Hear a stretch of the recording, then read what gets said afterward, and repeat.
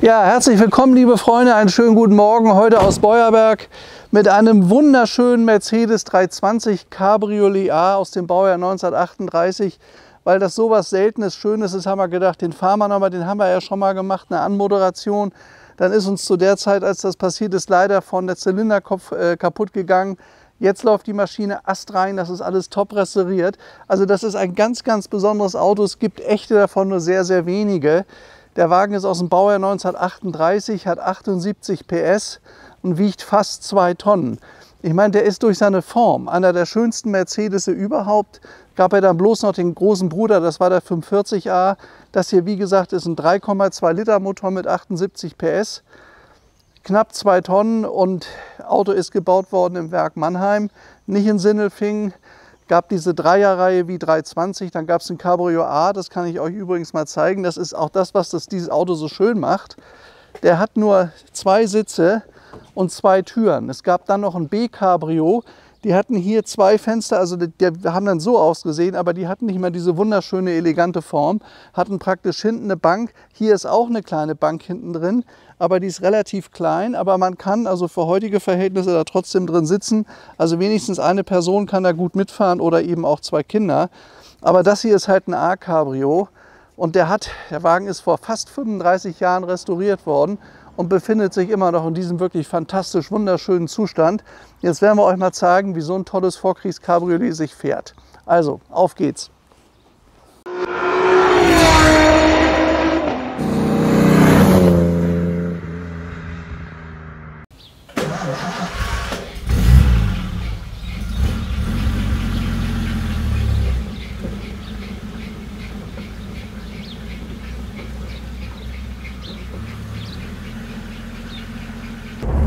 Ja, jetzt sitzen wir in diesem wunderschön designten Mercedes 320 Cabriolet A. Also auch für mich ist das sehr selten, mit so einem Auto mal fahren zu können. Wir haben ja neulich einen 320N Spezialroadster verkauft, den Weinroten. Das ist ein A-Cabriolet, das heißt, er hat hier feststehende Scheiben, das könnt ihr hier auch sehen. Der ist von innen mit Wurzelholz verziert, auch das gesamte Armaturenbrett ist Wurzelholz. Ein Spezialroadster hat ja freistehende Scheiben, das hat er nicht. Das Interessante an dem Auto, als der Wagen restauriert wurde, in den 80er Jahren, gab es viele Originalteile noch zu dem Auto. Die bekommt ihr heute nicht mehr. Es gibt ja heute so einige Firmen, die haben sich darauf spezialisiert, diese Autos hier, ja, ich sag mal, nachzubauen. Das fällt denen auch einigermaßen leicht. Das wird dann oft in Polen oder in Ungarn gemacht.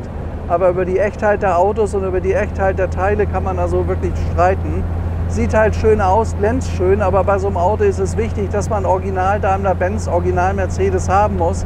Und vor allen Dingen muss der von jemandem restauriert werden, der sich damit auch wirklich auskennt mit so einem Auto. Und das kann ich also hier für den Eigentümer, der das gemacht hat, der lebt heute nicht mehr, aber der kannte sich aus, der war Mercedes-Veteran-Club organisiert, ein ganz bekannter Mann. Auch Sammler, die ich heute noch so kenne, die haben mir das dann gesagt, dass der damalige Besitzer das wirklich erstklassig gemacht hat. Und das könnt ihr sehen. Ganz toll gemacht. Man sieht, dass das schon wieder ein bisschen gealtert ist. Der Wagen hat also tolle Patina. Das gleiche gilt auch für den Stern vorne. Schaut euch den mal an. Das ist der richtige, originale, große Stern. Die späteren konnte man ja dann aus Sicherheitsgründen so wackeln, so bewegen. Das konnte man bei dem nicht. Das ist ein Originaler und ich meine, der ist wirklich sehr, sehr schön. Ja, was auch original ist, ist das Original Mercedes Lenkrad hier. Also im Moment wackelt er hier wirklich ein bisschen. Das müssen wir müssen hier erstmal diesen Berg hoch. Er tut sich hier doch einigermaßen schwer. Man merkt hier die 2 Tonnen. Und da die Maschine neu gemacht ist, möchte ich sie jetzt mal nicht so hoch drehen. Deswegen fahre ich ein bisschen vorsichtig, auch ein bisschen niedertourig und der muss noch warm werden. Also wir sind eben erst losgefahren. Ja, aber er hat halt hier, guckt euch das mal an, hier vorne Gas kann man einstellen, hier vorne Start. Die ganzen Details, die ganzen Schalter sind original Mercedes und auch die ganzen Armaturen bekommt man heute so nicht mehr. Das glänzt dann alles, wenn es heute restauriert wird, aber ist halt eben nicht mehr original. Das finde ich das Tolle an dem Wagen hier. Übrigens hat das Auto eine Höchstgeschwindigkeit von 130. Das war zur damaligen Zeit auf der Autobahn eine ganze Menge, weil ihr so ziemlich alleine unterwegs gewesen seid. 130 ist er gelaufen. Aber fahren tut man den Wagen eigentlich so, ich sag mal, zwischen 80 und 100, 110. Das ist die richtige Geschwindigkeit für das Auto. Also es ist ein wunderschönes A-Cabrio. Der Wagen ist ja damals in Mannheim gebaut worden und dann im Zweiten Weltkrieg ist das ganze Werk Mannheim zerstört worden in einem Bombenangriff, ist alles verbrannt. Und da liegt oft heute auch das Problem bei den 320er Modellen, dass sie einfach die ganzen Unterlagen nicht mehr da haben. Die ganzen Geburtsunterlagen durch diesen Bombenangriff ist alles verbrannt. Und die sind halt in Mannheim gebaut worden und nicht in Sindelfingen. Sindelfingen hat das ja einigermaßen gut überlebt. Also ein Sindelfingen-Auto hat in der Regel heute auch noch die ganzen Unterlagen. Mannheim leider nicht mehr.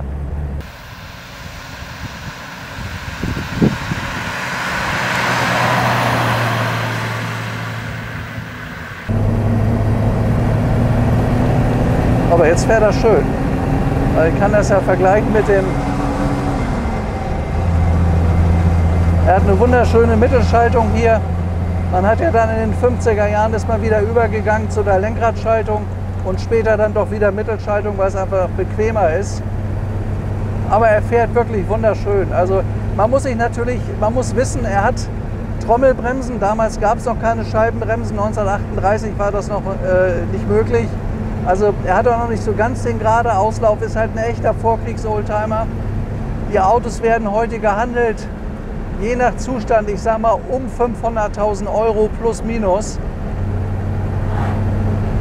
Aber A-Cabrios, vor allen Dingen solche, die, sage ich mal, überwiegend echt sind, wo man sagen kann, die Teile stimmen und auch der Rahmen ist alles richtig, gibt es also so gut wie keine, ist ganz, ganz selten. Das Auto wurde gebaut als A-Cabriolet, als B-Cabrio, dann mit der Bank hinten, dann als D-Cabrio, das war der ganz große, der hatte 4 große, also hier 2 große Fenster und rechts 2 große Fenster. Und dann gab es noch das F-Cabrio, wurde gerne vom Militär eingesetzt. Da hatte man noch die große Rückbank da hinten mit richtig viel Platz. Hat natürlich auch keine Servolenkung, so ein Auto. Aber der Wagen besticht vor allen Dingen durch seine wunderschöne Form. Und dann hat der Besitzer damals also eins richtig gemacht. Er hat ihm eine traumhafte Farbkombination gegeben. Der Wagen ist ja vollständig in grün. Er hat innen dunkelgrünes Leder, das zeigen wir euch gleich noch. Dann ist er außen zweifarbig grün, hat eine Zweifarblackierung und hat dann sogar noch ein grünes Stoff-Sonnenlandverdeck draufgebaut. Also das sieht wirklich klasse aus. Auto hat eine wunderschöne Form. Ja, so ein Vorkriegs-Mercedes ist wirklich was ganz Besonderes. Vor allen Dingen kann man die dadurch erkennen, die haben ja noch freistehende Lampen vorne, links und rechts. Später sind die Lampen ja an die Kotflügel dann reingebaut worden in den 50er Jahren. Aber so Vorkriegsautos, die haben noch diese schönen Chromkugeln vorne, finde ich. Also das Gesicht eines solchen Mercedes ist wirklich fantastisch. Die Maschine läuft wirklich gut. Also da muss ich unsere Werkstatt, wir haben eine sehr, sehr gute Werkstatt, die den kaputten Zylinderkopf repariert hat. Der Motor läuft wirklich klasse jetzt. Ganz seidenweich, ist alles top gemacht. Man darf nicht vergessen, 2 Tonnen und 78 PS ist ja nicht übermäßig viel. Also der muss hier schon ganz schön arbeiten, wenn er hier einen Berg hochfährt. Es ist natürlich so, wenn so ein Vorkriegsauto kaputt geht, das kostet immer gleich richtiges Geld. Und ihr müsst einen richtigen Spezialisten finden, der sich darauf auch versteht. Das tut nicht unbedingt jeder. Aber wir haben hier glücklicherweise eine ganz exzellente Werkstatt, die da sofort gesagt hat, bringt den Wagen zu uns, neuer Zylinderkopf, wir bringen das in Ordnung. Und jetzt muss ich sagen, toll, das ist jetzt die erste Fahrt nach der Reparatur. Auto läuft wirklich sehr, sehr schön. Ein tolles Auto und ist einer meiner Vorkriegsfavoriten. Ein A-Cabrio hinten mit den Reserverädern auf dem Deckel, das sieht einfach toll aus. Es ist einfach ein wunderschönes Fahrzeug. Also wirklich toll. Ihr könnt natürlich mit so einem Wagen auch bei jeder Veranstaltung teilnehmen. Ihr seid immer gerne gesehen und ihr fahrt einen richtig tollen Vorkriegs-Oldtimer. Und er hat übrigens einen 6-Zylinder-Motor, das sei vielleicht noch erwähnt. Dadurch geht das auch mit den 78 PS so einigermaßen. Aber ich muss wirklich sagen, also ich habe diese 6-Zylinder-Maschinen schon rauer laufend erlebt. Der läuft hier verhältnismäßig seidig. Ne? Das ist wirklich, das haben sie toll hin, läuft gut der Motor, haben sie sehr, sehr gut hinbekommen. Ja, herzlich willkommen, liebe Freunde, heute Morgen bei einem ganz besonderen Autodreh bei Cargold. Wir haben ja einen Mercedes 320 Cabriolet A aus dem Baujahr 1938 mit 4-Gangschaltung, mit knapp 80 PS und 6 Zylindern. Ist ein sehr, sehr seltenes Fahrzeug. Und schaut euch mal diese wunderschöne Linie an. Das Tolle ist, in der Zeit noch hat man bei diesen Autos noch die Reserveräder hinten gehabt und gleich 2 Stück, weil die Straßenverhältnisse waren damals nicht so ganz perfekt wie heute. Schaut euch das mal an, hier mit dem großen, schweren Verschluss. mit Speichenfelgen, hat nicht jeder 320er gehabt, ist sehr selten, kostet aber viel, viel Geld. Er hat auch hier diese tollen Speichenräder, womit das Auto natürlich sehr, sehr sportlich ausgesehen hat. Und dann dieses langgezogene Heck, also es war ein langes Fahrgestell mit leicht zurückversetztem Kühler, wie ihr sehen könnt. Und das ergibt dann einfach diese wunderschöne Form von dem Auto, die so, also ziemlich unübertroffen ist. Ich meine, ein 45a Cabrio war nochmal eine Nummer größer. Ich sage mal, 45a haben sich eigentlich nur Uferstars leisten können oder Leute aus der Regierung. Ein 320a, also da musste es einem auch schon sehr, sehr gut gehen, wenn man damals sich so ein Auto leisten konnte. Er hat damals 13.000 Reichsmark übrigens gekostet. Ein 45er kostete fast 20.000. Das war damals ein irres Geld, da gab es Häuser dafür. Ja, schaut euch mal den Wagen an. Er besticht durch schöne Details. Er hat den schönen großen originalen Stern noch, der da drauf gehört. Er hat die originalen Bosch-Lampen. Hier vorne könnt ihr in Altdeutsch in Sütterlin Bosch lesen. Dieser große, schöne Kühler. Also das Auto hat Details, die man heute so ohne weiteres nicht mehr bekommt. Das ist auch bei den Stoßstangen der Fall. Und wenn man sich überlegt, dass das Auto vor 35 Jahren restauriert wurde und immer noch in diesem Zustand ist, dann ist das das Zeichen dafür, dass sich da jemand auskannte und das wirklich hervorragend gemacht hat. Das heißt, unser Auto ist in Deutschland restauriert worden. Der kommt aus dem Sauerland. Ich sage das mal so, einige Spezialisten werden wissen, wer das mal gemacht hat vor 35 Jahren. Der lebt leider nicht mehr. Aber die Arbeit ist wirklich so gut, dass das Auto nirgends anfängt zu blühen oder zu rosten. Der Chrom blättert nicht ab. Das ist alles in einem vorzüglichen Zustand. Leider war die Kopfdichtung nicht in Ordnung. Das heißt Kopfdichtung der Zylinderkopf. Das haben wir repariert und es läuft ja wirklich erstklassig. Also ein wunderschönes Auto. Dann was noch sehr gelungen ist, finde ich, das ist die Farbkombination. Ich mache auch hier mal die Tür auf, schaut mal da rein. Ja, dieses schöne grüne Leder ist schon wieder leicht patiniert, hat auch grüne Teppichböden. Hier alles Chromleisten, das ist ja damals sehr, sehr aufwendig gemacht worden bei diesen Vorkriegsautos. Hier oben hat er Wurzelholz, dickes, schönes Wurzelholz, ist auch in einem guten Zustand. Die Scheiben scheppern nicht, wenn sie drin sind, die ganzen Griffe. Also ist alles in einem guten Zustand. Hier die Tasche, so sah das damals aus. Da kam die, da sehe ich gerade, da ist noch ein Schlüssel drin. Das soll nachher mal rausholen, da lag noch ein zweiter Schlüssel drin. Und die Türen zu der Zeit damals gingen die nach vorne auf. Das wird heute nicht mehr gemacht, weil es teilweise gefährlich sein kann. Ja, und was man dann noch wissen muss, zu so einem Vorkriegsklassiker hat einen Holzrahmen. Das heißt, die Karosserie wurde nachher auf dieses Holzgestell, was man gebaut hat, draufgearbeitet. Und man muss immer bei solchen Autos gucken, ob die weiche Türen haben oder nicht. Also hier hinten sind ja die Scharniere. Und wenn die Tür dann nach vorne so aufgeht und die Tür hängt, dann gibt es hier Probleme mit dem Holzrahmen. Denn wenn die mit der Zeit Feuchtigkeit gezogen haben, dann sind die auseinandergegangen, da ist der Holzrahmen kaputt gegangen. Und wenn euch beim Vorkriegsauto, wenn ihr da einen kaputten Holzrahmen habt, das ist eine Katastrophe. Ihr könnt das ganze Auto auseinanderbauen, braucht ihr einen Spezialisten, der sich wirklich auskennt und das auch richtig machen kann.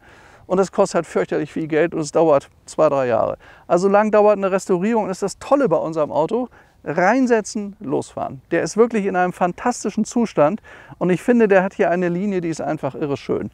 Ja, was kann man noch sagen? Er hat hinten das D-Zeichen. Später ist das hier einfach per Aufkleber drauf geklebt worden. Zu der Zeit hat man das noch aus Chrom gemacht. Dann diese wunderschönen originalen Lampen hier auch mit original Bosch-Stempelchen. Solche Lampen bekommt ihr heute gar nicht mehr. Und wenn man heute irgendwelche Autos in Polen restaurieren lässt, bekommt man die so, meine ich, auch nicht, weil das sind halt die Originallampen. Und genauso wie diese Lampen auf dem Auto sind, gibt es auch jede Menge andere Details, die er hat, die halt echt Mercedes sind. Hier kann man das übrigens sehen. Das ist mir eben erst aufgefallen. Er hat ja hier vorne Daimler-Benz AG Werk Mannheim. Das Auto kommt aus Mannheim. Die Dreierreihe, also 320a, B, C oder D Cabrio kam aus Mannheim. Die anderen hatten da sonst Sindelfingen stehen, Sindelfingen bei Stuttgart. Ja, jetzt wollen wir mal noch ein bisschen fahren, euch mal zeigen, wie schön der sich bewegt.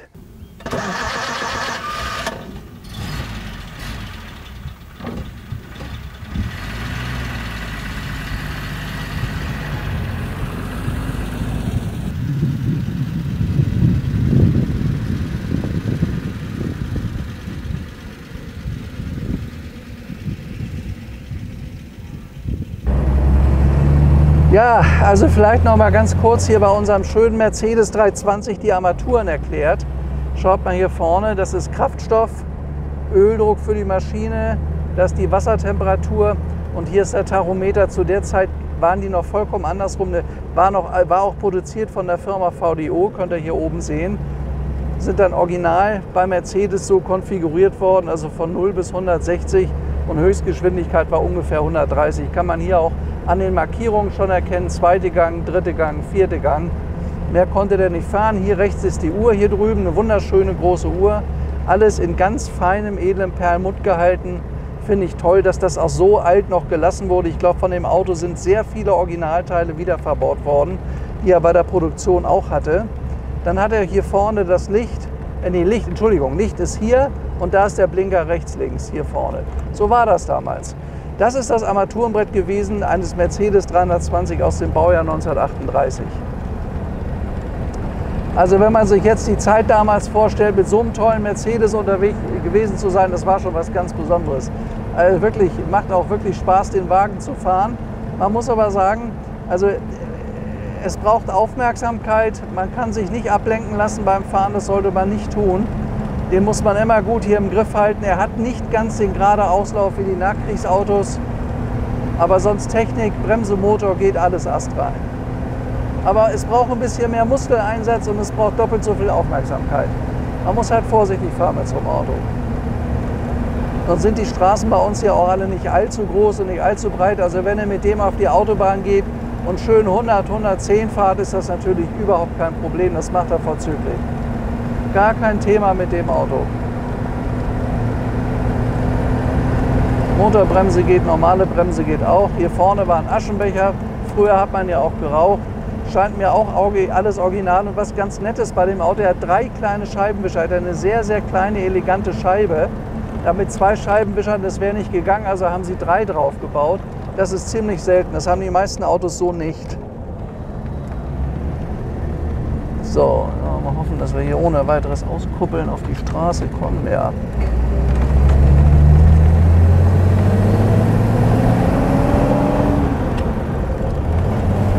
Oh, fährt gut, ne? Fährt wie ein Vorkriegsauto fahren muss.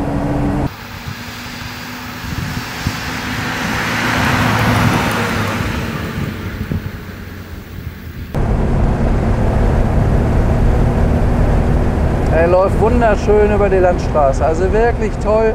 Wir haben es heute zum Glück auch nicht ganz so heiß, wir haben nur 22 Grad. Aber man konnte ja notfalls hier die Scheibe auch rausmachen vorne. Klimaanlage gab es natürlich noch nicht in den Autos damals. Aber die Möglichkeit des Offenfahrens, was die Scheiben angeht und so, das ist wunderbar. Also geschwitzt hat man hier nicht in dem Auto, es wurde nie zu warm.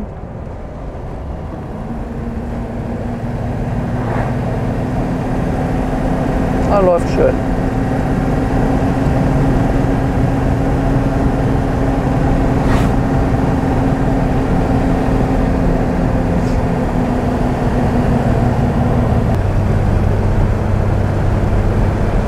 Also schöne Überlandreisen kann man wunderbar machen mit diesem Mercedes. Das geht wunderschön, hat auch ganz tolle, bequeme Sitze. Er hat ja eine durchgehende Sitzbank.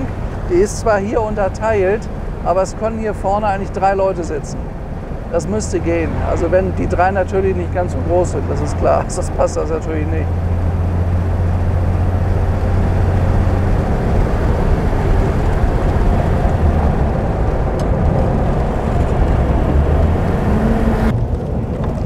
Wieso haben sie nach dem Krieg diese schönen Formen nicht beibehalten? Ne? Warum hat man das geändert? Man hätte auch so einen Wagen technisch verbessern können und die schönen Formen beibehalten. Das wäre doch eigentlich eine tolle Idee gewesen. Ne? Schade, also wirklich schade. Die Vorkriegsformen aus den 30er Jahren, die sind für mich die schönsten Mercedes-Formen, die jemals gebaut wurden. Die sind so wunderschön in der Zeit. So, ich sag mal so von der Zeit so von 1935 bis 1940, also traumhaft schöne Autos. Und durch den Krieg danach hat man das so nicht mehr aufgenommen. Schade eigentlich. Da hat man richtig aus dem Vollen geschöpft, auch beim Design. Diese wunderschönen Linien, auch qualitativ ist ja hier alles aus erlesensten Materialien gebaut. Und das gibt einem ja dieses Gefühl, wirklich stolz zu sein auf so einen Wagen. Das ist ja was ganz, ganz Besonderes, sowas fahren zu dürfen. Das haben wir auch wirklich nicht jeden Tag. Und so authentische 320er Cabrios gibt es nur ganz, ganz wenige. Hier vorne, das ist die kleine Maschine, ein Elektromotor für die Scheibenwischer. Das Original Bosch, guckt euch das mal an. Der hat zwar ganz klein bisschen Rostbefall, Aber das muss man doch so lassen. Das ist das ist doch wunderschön, das Ding. Das muss doch so aussehen bei so einem Auto. Wenn das dann so mega glänzt und irgendwie neu sonst wo gemacht wurde, weiß ich nicht. Ist nicht meine Welt, ich finde sowas besser hier. Alt muss immer authentisch bleiben.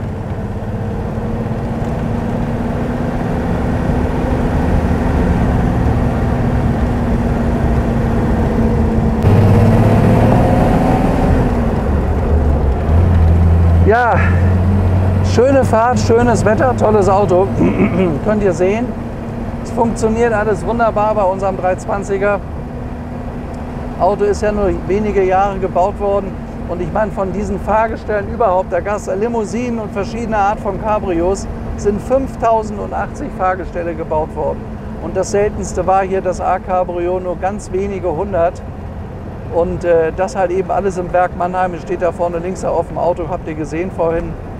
Also ist was ganz Besonderes und ist sicherlich, wenn man das ins Verhältnis setzt, also Mercedes 540 Cabrio kostet ja heute gut und gerne 2 Millionen und mehr. Da ist das Auto eigentlich verhältnismäßig preiswert.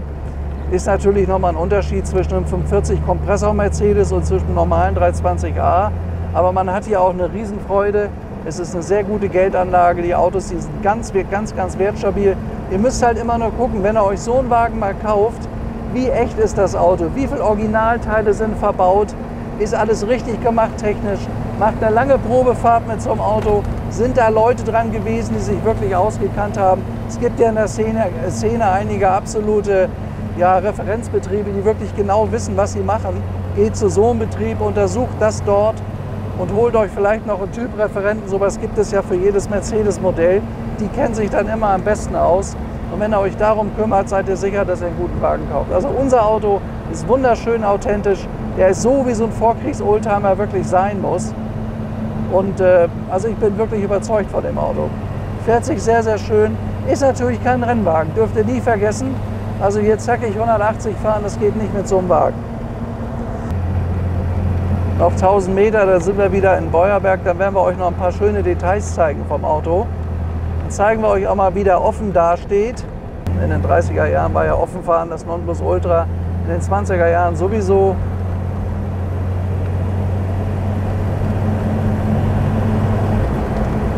Ende. Nichts mehr. Aus. Kein Sprit mehr. Oh Mann. Wenn wir darüber rollen, schaffen wir es. Das ist kein Sprit mehr. Ich wäre verrückt. Schau mal, vielleicht geht er noch. 100%, ja. Nee, das war Sprit eben. Klack war aus. So was passiert uns ja eigentlich selten. Aber jetzt sind wir doch tatsächlich ohne Sprit liegen geblieben. Unser Mann kommt gleich mit dem Kanister. Wir hatten noch 500 Meter, hätten wir es geschafft. Ja, so toll sieht so ein Auto hier bei uns auf der Landstraße aus, wenn er nicht mehr fährt, wenn der Sprit aus ist. Schaut euch das mal an. Also das Auto ist wirklich wunderschön. Das war jetzt außerplanmäßig, aber sowas passiert auch. Und sind da schon andere tolle Sachen passiert auf solchen Probefahrten. Das schneiden wir vielleicht mal für euch zusammen und zeigen euch das mal. Ja, also so steht er ja wirklich toll, nicht? Das sieht ja wunderschön aus. Wollen wir nicht hoffen, dass jetzt irgendwelche großen Landmaschinen kommen oder so. Ein 320er ohne Sprit, naja. Haben wir denn die Schlüssel dafür, dass wir das aufkriegen hätten? Unser Serviceauto kommt mit Sprit. Ja, musst du echt. Also es lag definitiv am Sprit. Hängt auch die Nadel oder die? Nee, aber du hast gemerkt, Klack war aus. Also das war ja wirklich, wir hätten es ja fast geschafft.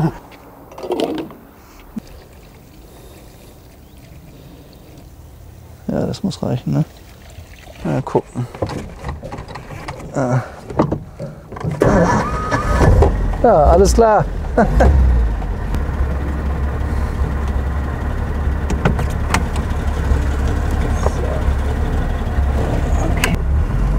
Ach ja, so. So, jetzt machen wir unsere letzten Meter. Er ist auf Schlag wieder angesprungen, da fehlt da einfach Sprit. Aber unser Kollege hat uns gleich geholfen. Herbert war gleich zur Stelle mit 5 Litern. Jetzt können wir, das waren ja nur noch 500 Meter, die es gebraucht hätte, um da nach Hause zu kommen. Naja, das sind die Überraschungen, die es gibt beim Filmedrehen, die hat man immer.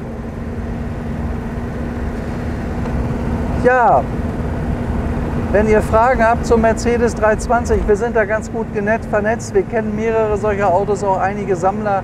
Können wir euch gerne helfen, bei so einem Fahrzeug sowas auch zu finden. Dieser steht im Moment in Beuerberg hier vorne. Könnt mich also jederzeit besuchen, gibt auch immer guten Kaffee oder eine Cola bei mir. Begrüße ich euch gerne. Jedenfalls ist diese Fahrt zu Ende. Ich hoffe, es hat euch wieder Spaß gemacht. Vielleicht wird der Film dauert vielleicht ein bisschen länger, weil wir da liegen geblieben sind gerade eben. So, jetzt machen wir noch mal das Verdeck auf für euch. Um das Verdeck zu öffnen, muss ich immer die Verdeckspangen aufmachen. Einmal nach da wird es entspannt. Die sind nämlich immer oben, damit das Verdeck stramm bleibt. Jetzt setze ich mich mal rein. Jetzt bräuchte ich eigentlich eine Hilfe von einem Kollegen. Ja, vielleicht ganz gut. Dann machen wir mal das Verdeck auf. Schiebst das mal nach hinten. Ich muss nämlich aussteigen. So.